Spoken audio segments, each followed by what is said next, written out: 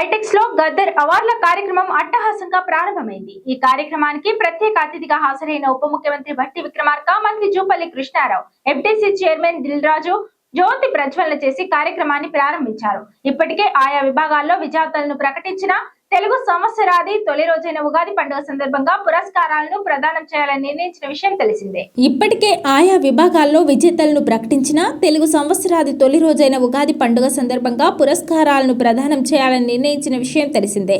కళాకారుల ప్రతిభకు పట్టం కట్టే ప్రతిష్టాత్మక గద్దర్ అవార్డులను మార్చి 7వ తేదీన అధికారికంగా ప్రకటించారు. స్పెషల్ జ్యూరీ అవార్డుల వివరాలను ప్రముఖ దర్శక నిర్మాత తమ్మారెడ్డి భరద్వాజ వెల్లడించారు. 2025 జనవరి 1 నుంచి డిసెంబర్ 31 వరకు సెన్సార్ పూర్తి చేసుకున్న చిత్రాలను, షార్ట్ ఫిలింలను ఈ పురస్కారాలకు ఎంపిక చేశారు.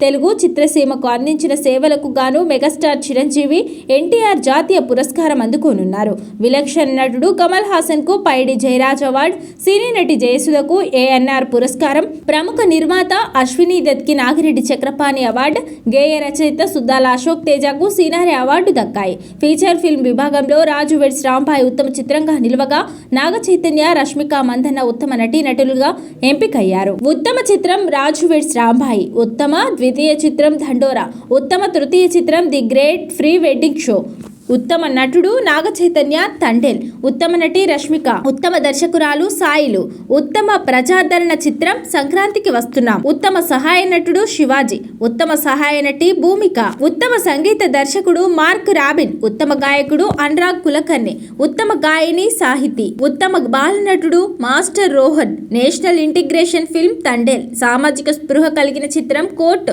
ఉత్తమ పరిచయ దర్శకుడు సాయి మార్తాండ్, ఉత్తమ బాలల చిత్రం అనగనగా.